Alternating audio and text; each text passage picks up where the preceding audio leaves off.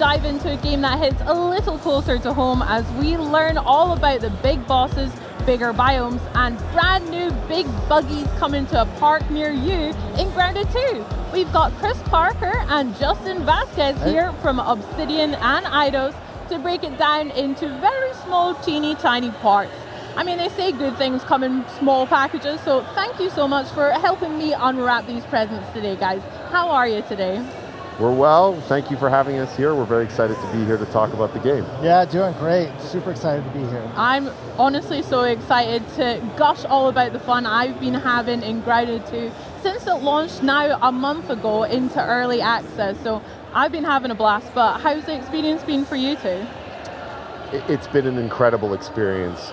We're so blessed to have such an amazing community around Grounded 2. Everyone just reacted so well to the announcement and the fact that the game was coming to them so quickly. And seeing the game in players' hands now, everything that they're doing with it, all the fun they're having with buggies, all the fun they're having in the park, all the different builds that they're making and breaking, and all the great feedback we're getting, it's just getting us super excited and really focused on how we can make the best Grounded 2 possible with our community. I love that. Chris, have you been having a good time with it as well? Yeah, I'm just so excited about how well it's been received, because you know, when you're making a game, you have this passion, you have this joy, you really want it to be something that the community is going to love, and they already love Grounded 1, right? There's so much passion there. And so until you get that into the players' hands and the community's hands, you just don't know exactly. You know, you can hope, but until they've actually sort of tasted that meal, you don't know how it's going to go. And so we went out there, people are super excited about it. They have tons of stuff to say and tons of great ideas, and we love that. And it's just been really exciting. Amazing. Well, I've tasted it and I've really enjoyed it as well. We've been digging in a lot. It's been so much fun. And obviously you mentioned Buggies, one of the big new additions in Grounded 2. And how has community feedback helped improve and expand that kind of area of the game for you guys? That's a really good question. For us, the Buggies were such an important feature to bring to life because it was the #1 requested feature from Grounded 1. Yeah. And so it was a big reason why we wanted to do a sequel in the first place, because we knew to do the Buggies properly, we'd have to build the whole world from the ground up to support them and to really make them shine. Wow, okay. And so for us, it was a question of the balance of how much of this feature do we want to develop and solidify to make it a full experience and to really show the potential of the feature, but not go so far that we don't get the community's feedback. And so we feel like we found that balance with our Red Soldier and our Orb Weaver Buggies, and now seeing how players are playing with them, what they're doing with it, and what they're asking for, not just for those Buggies, but for future Buggies, is really giving us a lot of clarity on where we want to bring the feature, how we want to fulfill its potential, and of course, what exciting new Buggies we're going to be introducing in the future. Yeah, there's so many aspects to Buggies. Like Justin said, we kind of went for the minimum approach and said, let's see what the community has to say about these. We have all of our own ideas that we're like, these are great ideas, but let's see what the community says first, and then we can kind of hone in on that stuff and help that really guide the future of Buggies, whether that be with customization or progression, or even what sort of new Buggies we might introduce in the world. And what's been really great is seeing everybody's feedback. A lot of it is very much in line with where we wanted to go. Absolutely in line. Yeah. It's all stuff, almost all of it's been stuff that we've talked about. Yeah. Like, and it's great to see that, and especially, you know, we look at what the community feedback says, and our community guys like put it all together, and we count like what's been upvoted and what people are reacting to the most. And the things that they're reacting to the most are things that we're like, yes. Yes, that's what we want to do. This is so exciting. This sounds great. So not only does it confirm our belief that this feature has so much potential, it's really nice to see how aligned we are with our community. And it really feels like we're all one big team trying to make the best Grounded 2 together. One big colony. That's so cute. I totally missed that. Well don't worry, I done. got you. My Buggy is called Ant McPartlin. It's a Red Soldier ant. I haven't got to the Orb Weaver just yet. We're taking our time. Which is a very UK insular joke, but that is fine for you. But have you guys got any buggy names that you're particularly proud of? Any good puns that you've heard? I've got one up my sleeve. You, Chris? Well, no, the favorite one that we always fight around the studio right now is Stinky. I don't know why. But yeah, when we start up a co-op game for the first time, everybody goes and like makes their buggy real quick together, and then whoever names their buggy Stinky first is the one that wins, basically. I always call my aunt Antonio Banteras because you get the double ant pun there. Double ant pun. And also crazy. just because I like to think of my red ant as this like charming, roguish ally that I'm like going on an adventure with. So Love Antonio that. Banteras. That's beautiful. He's your own very real sidekick. That's beautiful. We have another first in Grounded 2 with our classes. So, I mean, we were chatting a little bit behind the scenes about, I've been loving the mage class personally, but what has been the most exciting developments from either seeing a lot of players get to grips with these classes or from the team themselves? I mean, when we set out developing archetypes, they were really about just helping players understand how do I best equip my character for whatever it is I'm trying to do today, right? You're not locked into being a mage for the whole game. You could be a mage one night and then switch over to a ranger or a rogue or whatever. You want to be a sword and board fighter, do that. But let's have the interface help you out, help you sort of like min-max easily into that play style. And to be perfectly honest, I thought this was just like a kind of a nice little quality of life add to the game. And the players love it. Like they think it's fantastic, and they want to know, hey, what are the next ones going to be? What's equipment that's going to be added so that we can further develop this particular archetype? And that's been really surprising, but also super encouraging and exciting for me, just to see that people love this. Something that I thought was pretty small, something that actually IDOS actually championed in the first place, and everybody loves it. It's great. It's been really positive reception.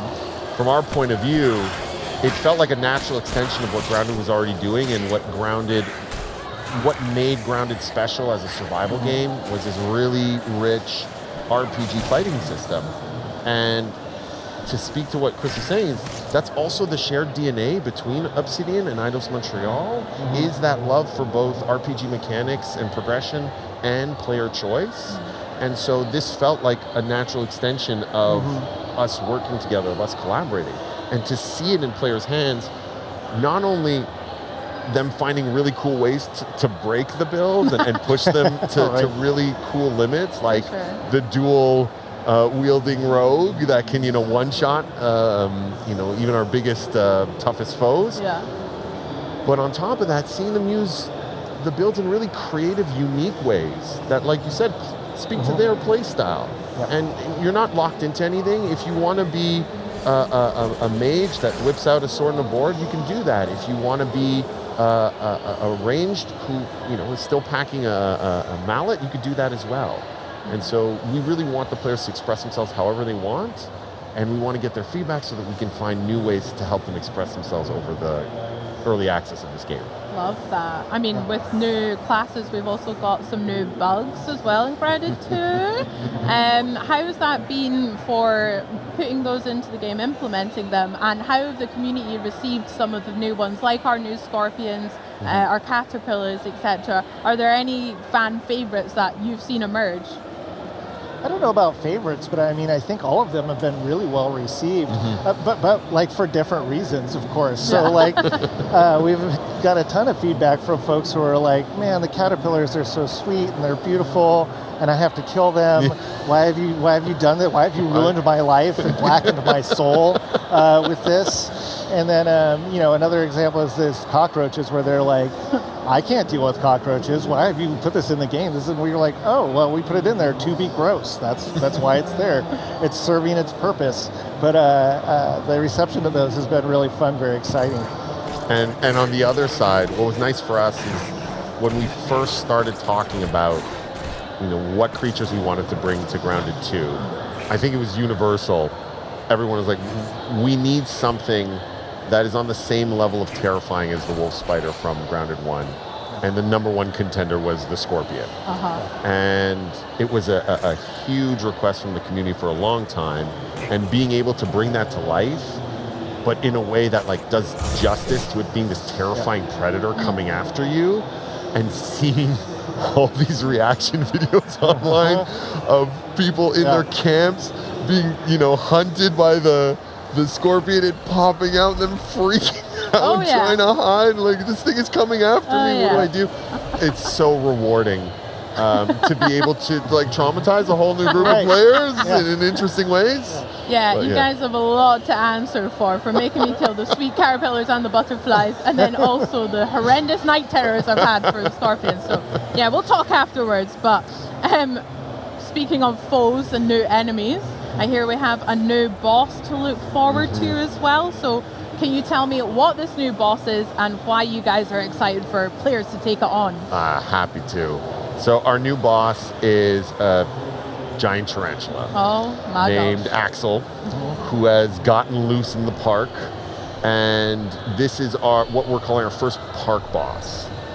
And in Grounded 1 there was these really cool backyard bosses, the brood mother, the mantis, and these were all really giant, terrifying foes. And so we knew we wanted to keep up that tradition. Yeah, look at this thing, it's terrifying.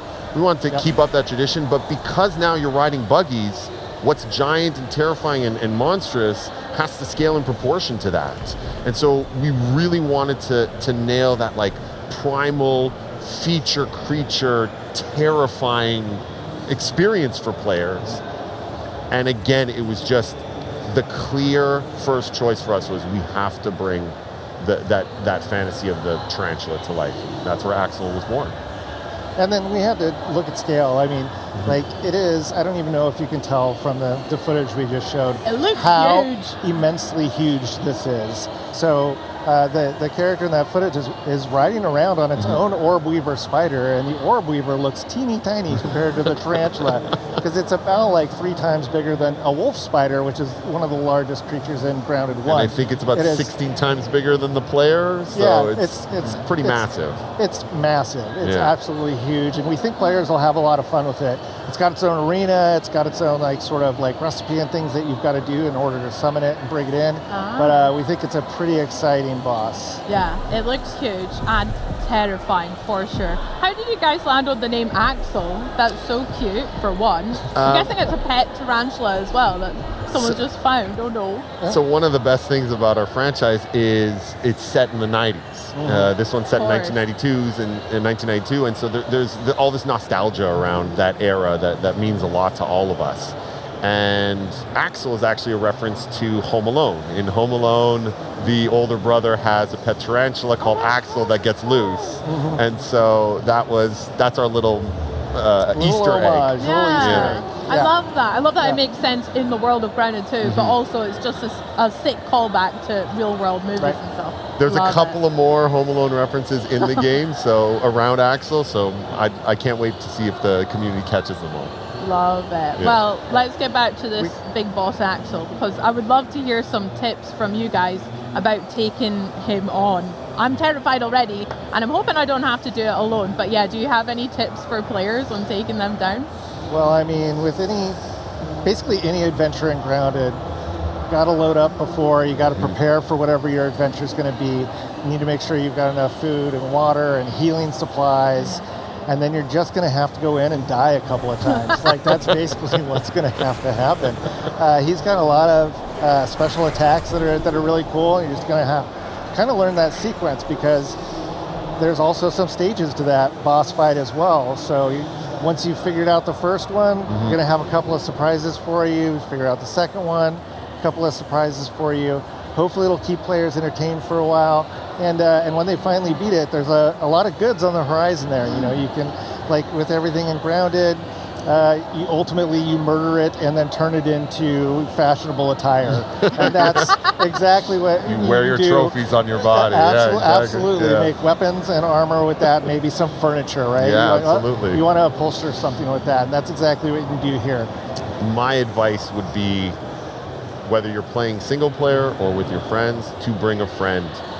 Go with your orb weaver buggy. Okay. Hey, if you want to take it on alone, go for it. Become the stuff of YouTube and Twitch legend. But if you want to, try to survive, bring your orb weaver buggy. It will come in handy Immensely. The fight was designed with that in mind, and we had a lot of fun figuring out, okay, what makes fighting a giant creature on another giant creature a fun and unique experience. So we really hope that the players will get a kick out of the grounded style massive boss fight, but now on their own, impressive buggy mounts. Nice. I can't wait to try it myself and die multiple times, no doubt. Very good. And Parker, you mentioned that there's some, obviously our favorite thing about Grounded is getting the loot. My favorite thing is going and analyzing everything, breaking it down. Can you tell us a little bit about the spoils that we can expect from the tarantula? Is there going to be some pieces in particular? Absolutely. So a couple that spring to mind is there is an absolutely, as you would expect, massive bow that you can craft. It's sort of ridiculously large, but that's what makes it sort of charming, is that like you made it out of the biggest creature that's been in the yard so far, so it is ridiculously large. You can make yourself a new fancy chest to adorn your base that holds a little bit more stuff, as I recall. That's correctly. Correct. And is of course again fashioned out of Axel pieces. You can even make yourself a cool little throne. There's all kinds of stuff you can do. So that's the one that I'm most in love with, and I can't wait to see how the community reacts to that, because it is a significantly impressive throne for a significantly impressive boss. Yeah, big Spider King throne. That sounds great. I can't wait to see it. I hope it's fuzzy as well. The colors on it look so sick. I mean, I'm imagining your guys' offices are kind of just, do you just have tarantulas kind of like lying around, or any bugs and stuff? Like, that would be terrifying. Our art director makes these massive, mood boards whenever we have a new insect, and it's just like a wall of terrors. And we're like, okay, which of these is the most interesting terror to bring to life? And so when we were working on Axel, it was just all of these different tarantulas, and we're looking at them going, I didn't even know tarantulas came in those colors. Yeah. Your dreams must be haunted, but no. Also, on top of the new boss and the new tarantula, I hear we've got a new biome on the horizon as well for winter. Could you tell me a little bit about what we can expect to explore there? Absolutely. For our winter update, we're going to be introducing our first new biome in the park. It's our garden biome. And what's really exciting about it is that the park allows us to explore areas that are really a good mix of human crafted, handcrafted areas, as well as the more natural, organic areas. And so the idea of a community garden was very appealing for exactly that reason. And so we get to see, our pumpkin patch or a vegetable garden or a greenhouse. These all feel very organic and very wild and very grounded, but have this new layer to it of, no, this was carefully cultivated by humans to be laid out in a specific way. And so that gives us the opportunity to do things from a level design and experience design wise that couldn't be done in Grounded 1, can only be done because of the park. Chris, did you want to? Yeah, no, 100%. You pretty much nailed everything there. I'm just super excited about running around amongst giant pumpkins. The greenhouse gives us the opportunity to make a very humid environment, which is something that we have not had before. I think we have with the vegetable garden, we're doing some interesting things there that almost turn it into sort of like a hedge maze experience. Like, there's a lot of things that we're doing that I think are really fun, and and this was all sort of planned in our heads, at least loosely, from the beginning, where let's nail all the foundational stuff with our first early access release and make sure that all of those pieces are there, and then we can do some more experimental stuff. And so when we get to, after we have the tarantula update in the fall, our winter update is going to be this first big one where we've got some new biomes and a lot of new stuff, new insects, of course, more equipment, all kinds of things on the horizon that we're really geeked up about. Heck yeah, lots to look forward to there then. Yeah. Oh my gosh. Well, is there anything else that you want to share with us just now, right around the corner for Grounded 2, that we can look forward to? Well, I think there's two things. If you look at a roadmap, you can see that with the garden biome, we'll be introducing our first new buggy, which is the ladybug. And so we're very excited about that. We think she's going to bring something unique and fun to the players. And in general, if the community wants to get excited about what it is that we're doing, the roadmap is a good place to go check out everything we have in mind. And we want to hear people's feedback. We want them to join us. We want them to help sort of help mold what it is that we're planning to do right now. Like right now, we have a very loose idea of all the things that we think would be super exciting, that would be great to add into the game. But you know what? This is a journey that we want to take with the community.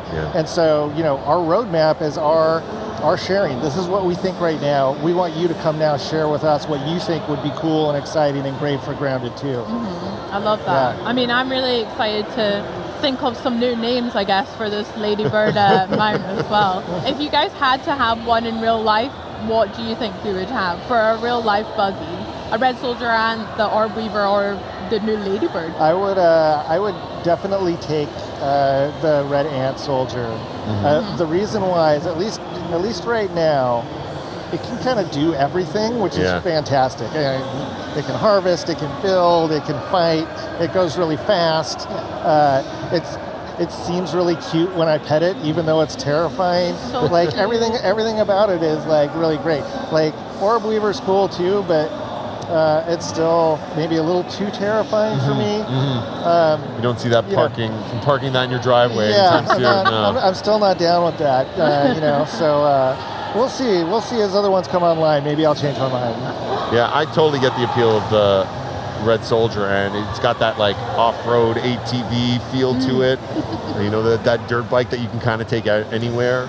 But if I'm honest, right now I'm leaning towards the ladybug. Maybe it's because it's new and exciting, but honestly, because as a player of Grounded 1, that was the one that I wanted to ride the most, and often would, just by jumping on it and letting me carry around. And I fantasize about riding this wild creature around the backyard. And so being able to bring that to life in the park, it not gonna lie, it's super satisfying. Oh, that's so nice. Can't wait for the community to get that dream come true. I bet. Oh, well, I mean, we've spoken a lot about community, and it just feels like so clear you guys are so synced up with them. You're listening to the players all the time, but how has both of your teams kind of created tools for players of Grounded 2 to be part of this collaboration, or how can people watching at home kind of get involved with the feedback process too? Yeah, I mean, we're up on pretty much every social media platform out there. The primary one is Discord. The Grounded game is up on Discord, and we have a great community up there. That's also one of the places where it's easiest for people to go look at what does everybody else in the community say, and go ahead and upvote ideas and discuss those ideas in great detail.